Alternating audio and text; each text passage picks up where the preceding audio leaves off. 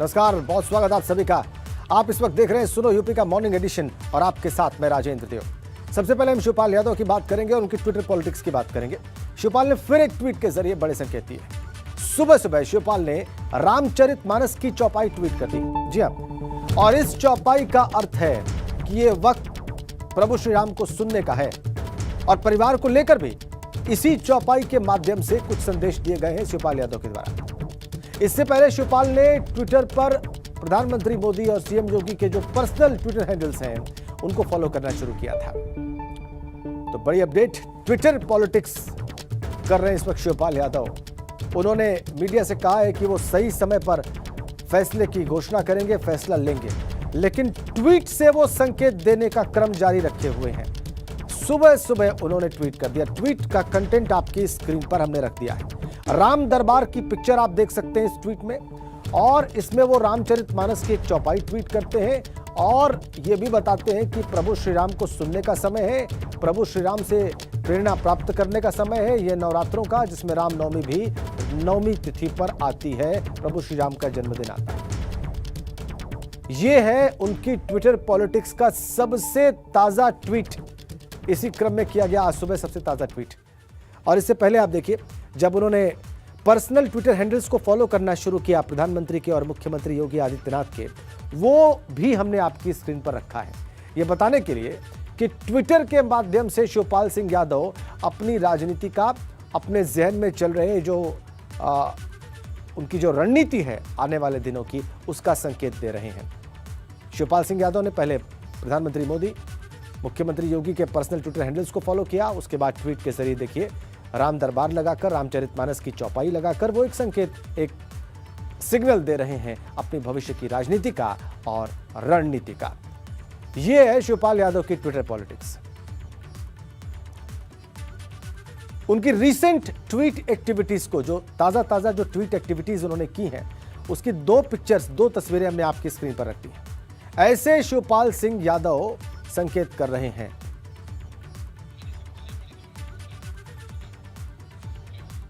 और एक बड़ी अपडेट आपको दे दें, आईपीएस नवीन अरोड़ा को एटीएस का एडीजी बनाया गया। जी हां, बड़ी पोस्टिंग है। आईपीएस नवीन अरोड़ा को एंटी टेररिस्ट स्क्वाड का एडीजी नियुक्त किया गया है।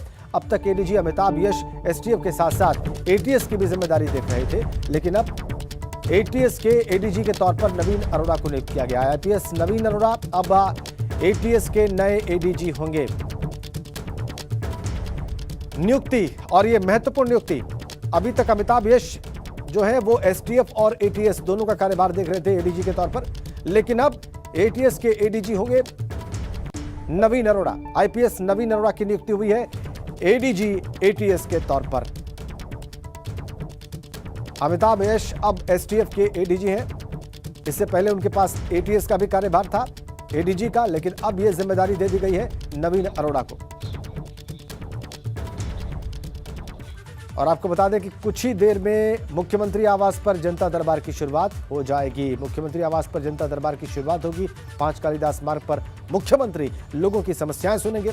हर सोमवार को राज्य मंत्री अजीत पाल जन सुनवाई करेंगे और हर मंगलवार को राज्य मंत्री बलदेव सिंह औलख भी जन सुनवाई करेंगे। मुख्यमंत्री आवास पर जनता दरबार की शुरुआत होगी। देखिए आप वहां पर आपको तस्वीरें हम दिखाएंगे। लोगों की कतार लगी हुई है। याची जो है, जिनकी समस्याएं हैं और जो मुख्यमंत्री के माध्यम से उसका हल देख रहे हैं, उसकी उम्मीद लगाए पहुंचे हैं, उनकी कतार है वहां पर मुख्यमंत्री आवास पर।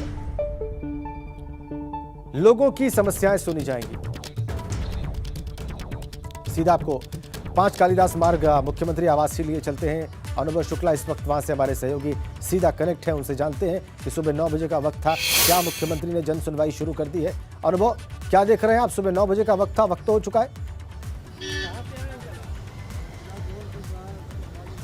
आज से मुख्यमंत्री आवास पर ये जन सुनवाई जो है वो शुरू हो गई, यानी जनता दरबार जो हम कहें वो लगना शुरू हो गया है। और आप देखिए मुख्यमंत्री आवास के बाहर तमाम सारे जो लोग हैं वो अपनी अपनी, अगर हम कहें तो जो उनकी समस्या है उसको लेकर पहुंचे हुए हैं। प्रदेश के अलग अलग ज़िलों से यहाँ पर लोग पहुंचे हैं, महिलाएं भी हैं, पुरुष भी हैं, और सबकी अपनी अपनी समस्या है। चुनाव के समय हालांकि जन सुनवाई उस तरीके से नहीं हो रही थी, लेकिन अब जब योगी 2 का गठन हो चुका है उसके बाद से फिर से जन सुनवाई शुरू हो रही, जनता दरबार शुरू हो रहा है। और 2 दिन यानी सोमवार को जो राज्य मंत्री हैं अजीत पाल वो लोगों की समस्याओं को सुनेंगे और फिर मंगलवार को बलदेव सिंह औलख जो कृषि राज्य मंत्री बनाए गए हैं वो जनता की समस्याओं को सुनेंगे। दरअसल लोगों को ये विश्वास रहता है कि जब यहाँ पर वो आएंगे तो उनकी समस्या का निस्तारण तुरंत होगा। कुछ लोग हैं उनसे जानेंगे, आप कहाँ से आए हैं? जिला संबल भैया, मर्डर का केस है हमारा। 25 फरवरी को मर्डर हो गया भैया का और मुलजिम को 10 दिन थाने में बैठा के छोड़ दिया गया और जो मैन मुलजिम है उनको भी नहीं पकड़ पा रहे। नहीं पकड़ा गया, न्याय नहीं मिला आपको? उससे क्या उम्मीद रखे हम कोतवाल से जो 10 दिन थाने में बैठा है। उम्मीद है कि यहाँ पर सुनवाई होगी तो न्याय मिलेगा? हम दूसरी एजेंसी से हम थोड़ा उम्मीद रखते हैं। आपकी क्या समस्या, आप कहाँ से आई हैं? मिर्जापुर। आपकी क्या? वो 10 सालों से मेरे भाई को मृतक आश्रित सेवा योजना 5 वर्ष के अंदर जॉब देनी चाहिए। अभी तक 12 साल होने को है। हम यहाँ पे 150 बार आ चुके पर कोई सुनवाई नहीं कर रहा। नहीं हुई है सुनवाई, लेकिन उम्मीद है कि होगी। ये कुछ और भी लोग। आप कहाँ से आए बाबूजी, आप कहाँ से आए? आप कहाँ से आए? बरेली से हैं भैया। क्या समस्या है? हमारे बिजपुरी गांव है एक, वहाँ 350 परिवारों के लिए बरेली विकास प्राधिकरण बेघर कर रहा है। हम लोगों ने बाकायदा रजिस्ट्रार द्वारा रजिस्ट्री करवाई थी रजिस्ट्रार ऑफिस से, खेत मालिकों से, और आज हमारे लिए 20 साल बाद बरेली विकास प्राधिकरण नोटिस देता है और कहता है अपने घर खाली कर दो। फिलहाल में 3 तारीख के लिए 3 मार्च के लिए 10 मकान तोड़े गए। अभी एक प्राइवेट स्कूल था, हरिओम पब्लिक स्कूल, जिसमें 3.5। उम्मीद है कि यहाँ पर आए हैं तो न्याय मिलेगा? न्याय मिलेगा। हम महाराज जी के पास आए ये हैं जरूर कि जानने हमारी की कोशिश करिए हमें बेघर कि ना क्या किया इन जाए, लोगों में से निष्कासित ना किया जाए। कोई इससे पहले भी जनता दरबार में आकर मुख्यमंत्री से कभी मिला है, कभी उसका कोई पहले का अनुभव है? श्रावस्ती जाना है, आज वहाँ पर स्कूल चलो अभियान की शुरुआत हो रही है, इसलिए आज जो है वो राज्य मंत्री जो हैं अजीत पाल वो लोगों की समस्याओं को सुनेंगे। इसके अलावा मंगलवार को बलदेव सिंह औलख को ये जिम्मेदारी दी गई है। और देखिए, जन सुनवाई में जब लोग आते हैं तो उनकी समस्याओं का कहीं ना कहीं निस्तारण होता है। जिस तरीके की भी समस्या रहती है तुरंत उसके लिए निर्देशित किया जाता है। जी जी इसीलिए जी ये ठीक है। तमाम अनुभव सारे एक बड़ी जो खबर भी दे रहे हैं कि लोग मुख्यमंत्री रवाना हो चुके हैं श्रावस्ती के लिए, चूंकि उनको वहां पर पहुंचकर स्कूल चलो अभियान की शुरुआत भी करनी है। बहुत बहुत धन्यवाद आपका। गोरखपुर के गोरखनाथ मंदिर से इधर हैरान करने वाली खबर सामने आई है। यहाँ मंदिर की सुरक्षा में तैनात पीएसी के 2 जवानों पर संदिग्ध व्यक्ति ने धारदार हथियार से हमला किया है। उसने एक जवान की एसएलआर को छीनने की भी कोशिश की, लेकिन पुलिस के जवानों ने उसे गिरफ्तार कर लिया। संदिग्ध के पास से लैपटॉप, पैन कार्ड और मुंबई की फ्लाइट का टिकट भी बरामद किया गया है। अब पुलिस और जांच एजेंसियां टेरर एंगल से आतंकी गतिविधि मानकर भी इस मामले की जांच कर रही हैं। साथ ही कई पहलुओं पर भी आरोपी से पूछताछ की जा रही है। तो पुलिस और जांच एजेंसियां टेरर एंगल से इस मामले की जांच कर रही हैं। ये देखिए आप, ये कल शाम की घटना की तस्वीरें देखिए आप। पीएसी के 2 जवानों पर हमला हुआ और देखिए क्या माहौल था उस वक्त। एक्सक्लूसिव तस्वीरें, धारदार हथियार लेकर एक व्यक्ति घुसा, ये देखिए आप। और क्या हंगामा खड़ा हो गया गोरखनाथ मंदिर पर, ये देखिए।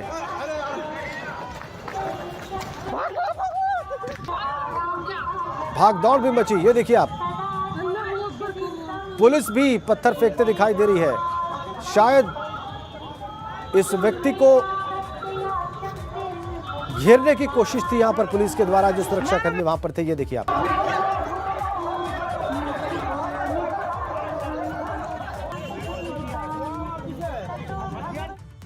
गोरखनाथ गेट पर कोई अचानक आदमी बड़ा सा हंसुआ लेके अचानक पुलिस वाले पर हमला किया है। पुलिस वाला बचाव करते ही देरी नहीं, उसे पटक दिया उठा के। उसमें दूसरा पुलिस वाला आया, उस पर भी हमला किया। उतने में पूरी फोर्स आ गई और क्यों मार रहा था लोगों? वो मालूम नहीं, वो अचानक हमला किया है सर, अचानक हंसुए से। देख रही थी? मेरे सामने का आंखों देखा है सर। मंदिर के जो गेट है, जो रोड पर ही गेट है, आपने देखा होगा, वहाँ पर 2 हमारे पीएसी के जवान जो ड्यूटी पे मौजूद थे, उस पर ये व्यक्ति आकस्मिक रूप से जानलेवा हमला करता है। इसके पास एक धारदार ऑब्जेक्ट था जिससे वो हमला करता है, जिससे एक हमारा आरक्षी घायल हो जाता है। वो उसको रेजिस्ट करने की कोशिश करता है। वहाँ के उपस्थित पुलिस बल ने उसको पकड़ने की कोशिश करते हैं। उसके बाद वो भागता है अंदर और पीएसी का एक पोस्ट है, वहाँ पे पुलिस वालों पे हमला करता है। उसको फिर एक हमारे सिपाही ने बहादुरी करके, अनुराग नामक सिपाही है, अच्छा बहादुरी करके उसको पकड़ता है। और आज से उत्तर प्रदेश में स्कूल चलो अभियान की शुरुआत करने जा रहे हैं मुख्यमंत्री योगी आदित्यनाथ। श्रावस्ती से इसकी शुरुआत होगी। सुबह 10 बजे श्रावस्ती पहुंच जाएंगे मुख्यमंत्री योगी आदित्यनाथ और वहां से कार के जरिए मुख्यमंत्री जयचंद्रपुर के संविलियन स्कूल पहुंचेंगे और वहां पर वो छात्र छात्राओं से मुलाकात करेंगे। इसी स्कूल से मुख्यमंत्री अभियान की शुरुआत भी करेंगे और बताया ये भी जा रहा है कि दोपहर में मुख्यमंत्री मध्याह्न भोजन जो मिड डे मील है वो स्कूली बच्चों के साथ ही करेंगे। इसके साथ साथ श्रावस्ती में आज मुख्यमंत्री ग्राम प्रधानों और टीचर्स को सम्मानित भी करेंगे और इसका सीधा प्रसारण दूरदर्शन के माध्यम से पूरे प्रदेश में किया जाएगा। करीबन 2 घंटे से ज्यादा समय तक श्रावस्ती में मुख्यमंत्री रहेंगे। मुख्यमंत्री की सुरक्षा व्यवस्था के वहां पर चाक चौबंद इंतजाम है।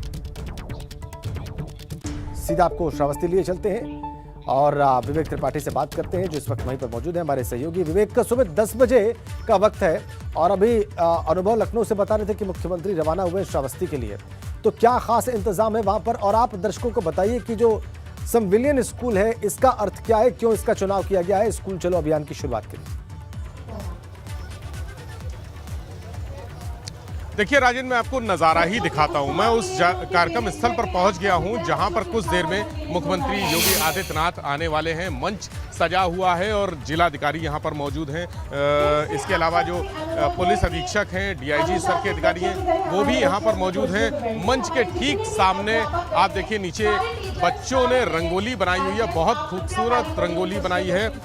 मुख्यमंत्री के स्वागत के लिए पूरी तैयारियां हैं। सारा जो स्कूल का स्टाफ है, इसके अलावा जो सर्व शिक्षा अभियान है, स्कूल चलो अभियान है, उससे जुड़े हुए तमाम जो पदाधिकारी हैं और जो कार्यकर्ता हैं वो यहाँ पर मौजूद हैं, कर्मचारी मौजूद हैं। बच्चे भी आपको सामने दिख रहे हैं। मंच के एक तरफ स्कूली बच्चे बैठे हुए हैं। इन्हीं बच्चों के साथ मुख्यमंत्री अभी संवाद करेंगे, इनके साथ वक्त गुजारेंगे। करीब 1 घंटे का समय इन बच्चों के साथ मुख्यमंत्री गुजारेंगे और ये भी कहा जा रहा है कि इन बच्चों के साथ भोजन भी करेंगे मुख्यमंत्री। तो यहाँ पर करीब इस स्कूल में ये जो ग्राम पंचायत जयचंद्रपुर है, कटघरा इकोना श्रावस्ती का संविलियन विद्यालय है। संविलियन यानी जो प्राथमिक और उच्च प्राथमिक विद्यालय दोनों को एक साथ मर्ज करके विद्यालय बनाया गया है। यानी कक्षा 1 से कक्षा 8 तक यहाँ बच्चों की पढ़ाई होती है। शिक्षकों की संख्या, चूंकि स्कूलों की संख्या, शिक्षकों की संख्या श्रावस्ती में बहुत जर्जर स्थिति में, कमजोर स्थिति में, दयनीय स्थिति में है। तो यहाँ पर आज मैसेज ये है कि इतने जो शिक्षा के क्षेत्र में अगर हम कहें तो श्रावस्ती सबसे पिछड़ा इलाका है। उत्तर प्रदेश के सारे जनपदों में श्रावस्ती सबसे पिछड़ा हुआ है। यहाँ से मुख्यमंत्री एक मैसेज देना चाहेंगे कि जो एजुकेशन है, जो पढ़ाई है, जो बेसिक स्तर की पढ़ाई है, वहाँ किस तरह से डेवलपमेंट होने, किस तरह से काम होने हैं। चूंकि श्रावस्ती की भिनगा तहसील में मुख्यमंत्री पिछले दिनों आए थे, जब चुनाव चल रहा था, तब वहाँ पर उन्होंने कई घोषणाएं की थी। और श्रावस्ती सिर्फ शिक्षा के क्षेत्र में ही पिछड़ा नहीं है। श्रावस्ती तमाम जो चिकित्सा संसाधन हैं वो भी यहाँ कम है। पढ़ाई के अलावा जो चिकित्सकीय सुविधाएं हैं वो भी कम है। यहाँ पर अस्पताल नहीं है, जिला अस्पताल एक तरह से रेफरल सेंटर बने हुए हैं। यहाँ ऑपरेशन तक की सुविधा नहीं है। इसके अलावा जो अन्य समस्याएं हैं, रोडवेज परिवहन की समस्या है, बहुत बड़ी बेरोजगार पलायन यहाँ का बहुत बड़ा मुद्दा है। बेरोजगारी के चलते लोग यहाँ से पलायन करते हैं और दूसरे प्रदेशों में जाकर नौकरी करते हैं। तो ये स्थिति ऐसी है कि यहाँ इस शहर को, श्रावस्ती, चूंकि इसका इतिहास बहुत समृद्ध है लेकिन वर्तमान बहुत ही खराब है, इसको आमूलचूल परिवर्तन की जरूरत है। पिछले 5 सालों के कार्यकाल में मुख्यमंत्री योगी आदित्यनाथ ने और भारतीय जनता पार्टी की सरकार ने बहुत बेहतर काम किया है।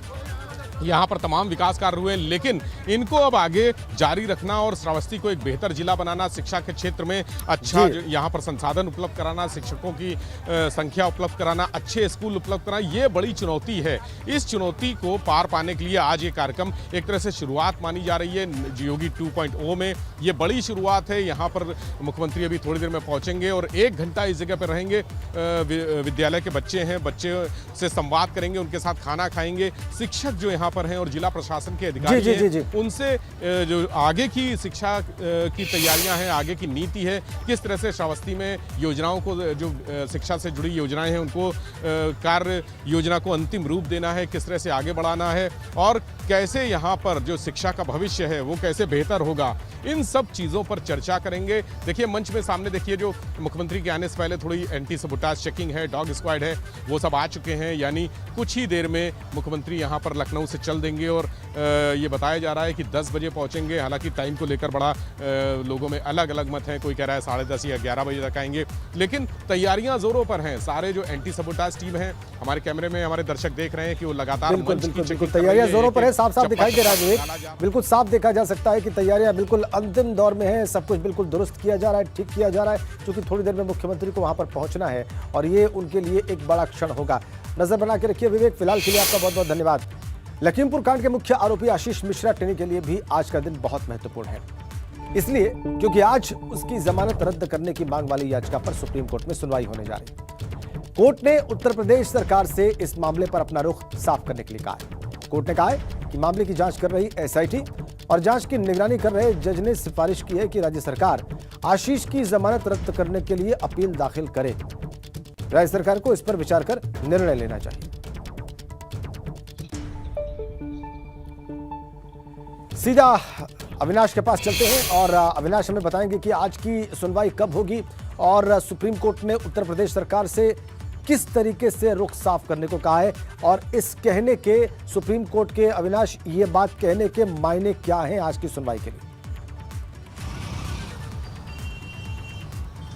देखिए राजेंद्र, अगर बात करें जब पिछली सुनवाई हुई थी तो उसमें सुप्रीम कोर्ट ने साफ तौर पे कहा था कि क्या जो एसआईटी ने रिकमेंडेशन किया है उसकी कॉपी उत्तर प्रदेश सरकार के पास है या नहीं है। इसके जवाब में अगर बात करें तो उत्तर प्रदेश सरकार के वकील महेश जेठमलानी ने कहा था कि उनके पास ऐसी कोई जानकारी नहीं कि एसआईटी ने क्या रिकमेंडेशन किया है। जिसके बाद सुप्रीम कोर्ट ने कहा था कि वो कॉपी उत्तर प्रदेश सरकार को और इसके अलावा जो याचिका करता है उनके वकील को भी दे रही है और इस पर दोनों लोग अपना जवाब स्पष्ट करें। इसके बाद सुनवाई टल गई थी, अब आज ये सुनवाई होनी है। अब देखने वाली बात महत्वपूर्ण ये होगी कि उत्तर प्रदेश सरकार क्या जवाब देती है। क्या आशीष मिश्रा के जमानत को रद्द करने के लिए वो अपनी ओर से सुप्रीम कोर्ट में प्रयास करती है या फिर जिस तरीके से हाई कोर्ट का निर्णय आया है उसी को मानते हुए आगे बढ़ेगी। आज ये सुनवाई बेहद महत्वपूर्ण होगी। 11 बजे ये सुनवाई होगी। चीफ जस्टिस ऑफ इंडिया की बेंच में ये सुनवाई हो रही है और तकरीबन अगर बात करें तो आज उत्तर प्रदेश सरकार अपना जवाब तो दाखिल ही करेगी और साथ में इस बात को लेकर के भी आज जिरह होगी कि आशीष मिश्रा की जमानत क्यों रद्द की जाए। क्योंकि अगर बात करें तो उनकी ओर से भी वकील पेश किए जाएंगे और बचाव पक्ष भी अपनी ओर से बताया गया कि क्यों उनकी जमानत याचिका न रद्द की जाए। तो ये तमाम सारी चीज़ों को लेकर के आज सुनवाई होनी है